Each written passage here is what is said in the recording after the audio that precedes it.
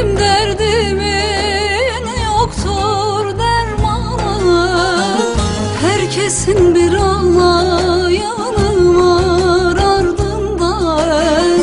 Ya benim kimim var dağlar oy dağlar, herkesin bir ağlayanı var ardında.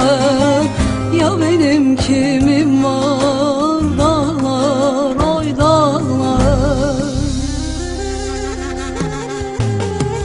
Anam mı var ağlasın ardından dağlar, bacım mı var ağlasın ardından dağlar, kardeş mi var ağlasın dağlar oy dağlar. Anam mı var ağlasın ardından dağlar dağlar, bacım mı var ağlasın ardından dağlar, kardeş mi var ağlasın dağlar oy dağlar.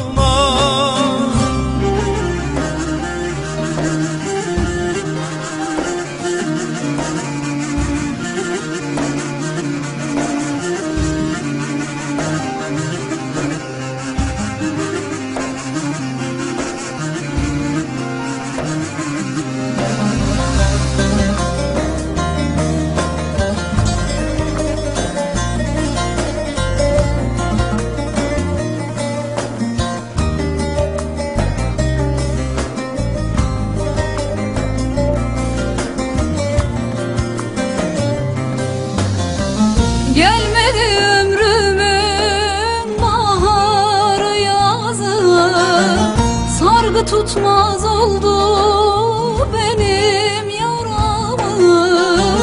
Gidip kurtulmaktan başka çare var mı?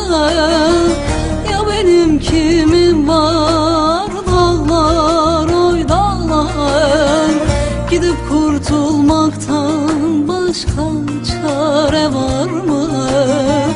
Ya benim kimim var dağlar oy dağlar.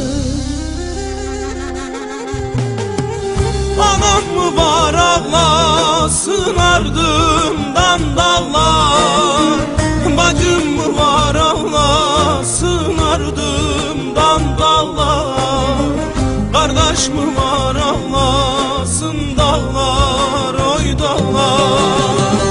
Anam mı var ağlasın ardından dağlar dağlar, bacım mı var ağlasın ardından dağlar, kardeş mi var ağlasın dağlar.